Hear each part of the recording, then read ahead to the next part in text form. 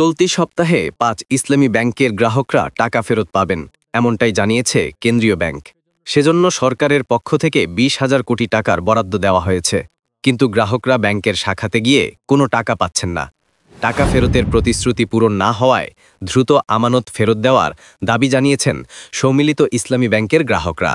রোববার ৮ ডিসেম্বর জাতীয় প্রেস ক্লাবে আয়োজিত সংবাদ সম্মেলনে তারা ক্ষোভ প্রকাশ করে জানান, দীর্ঘ ১.৫ বছরের অপেক্ষার পরও ব্যাংকগুলো থেকে নিজেদের সঞ্চিত অর্থ তুলতে পারছেন না। এসব বিষয় নিয়ে একটি প্রতিবেদন তৈরি করেছে jagonews24.com নামে অনলাইন একটি পত্রিকা, যেটা আপনারা স্ক্রিনে দেখতে পাচ্ছেন। প্রতিবেদনের শিরোনামে বলা হয়েছে, আর কতদিন পর নিজেদের টাকা তুলতে পারব, প্রশ্ন ৫ ব্যাংকের গ্রাহকদের। প্রতিবেদনটি প্রকাশ হয়েছে ৮ ডিসেম্বর ২০২৫। কি বলা হয়েছে প্রতিবেদনে, এ বিষয়ে বিস্তারিত থাকবে আজকের এই ভিডিওতে।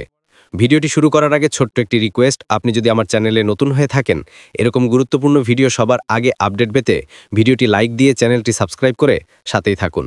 আর সম্পূর্ণ ধারণা পেতে ভিডিওটি না টেনে শুরু থেকে শেষ পর্যন্ত দেখুন।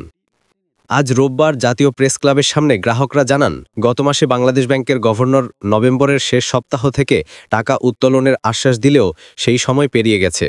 ডিসেম্বরের প্রথম সপ্তাহও কেটে গেছে, কিন্তু ব্যাংক থেকে এখনও কোনো টাকা দেওয়া শুরু হয়নি।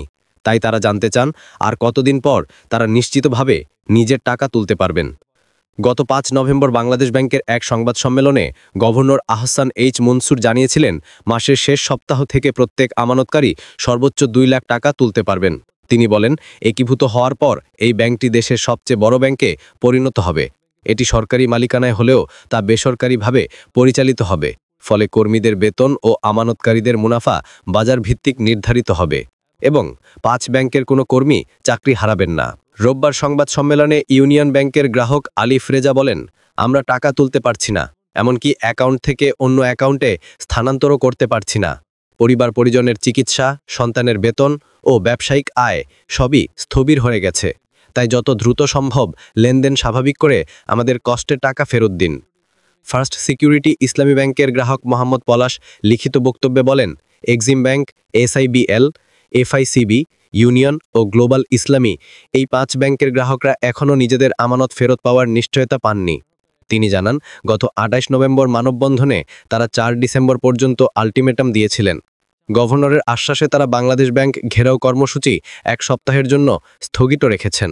তবে ২ লাখ টাকার বেশি আমানতের নিরাপত্তা ও FDR, DPS সঞ্চয়পত্রের বিষয়ে এখনও স্পষ্ট নির্দেশনা না পাওয়ার উদ্বেগ রয়ে গেছে। এসব বিষয়ে সুনির্দিষ্ট ঘোষণা না এলে আগামী ১৪ ডিসেম্বর বাংলাদেশ ব্যাংকের সামনে অবস্থান কর্মসূচি পালন করা হবে বলে জানানো হয়েছে।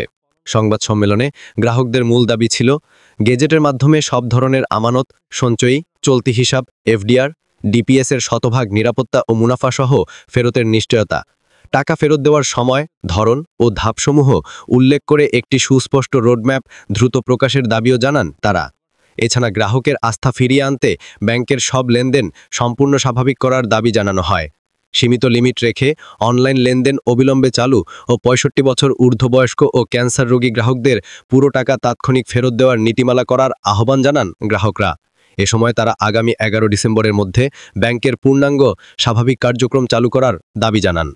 আশা করি বিষয়টি বুঝতে পেরেছেন। ভিডিওটি তথ্যবহুল মনে হলে একটি লাইক দিন এবং আপনার বন্ধু ও পরিবারের সদস্যদের সাথে শেয়ার করুন, যাতে তারাও এই গুরুত্বপূর্ণ তথ্য সম্পর্কে জানতে পারে।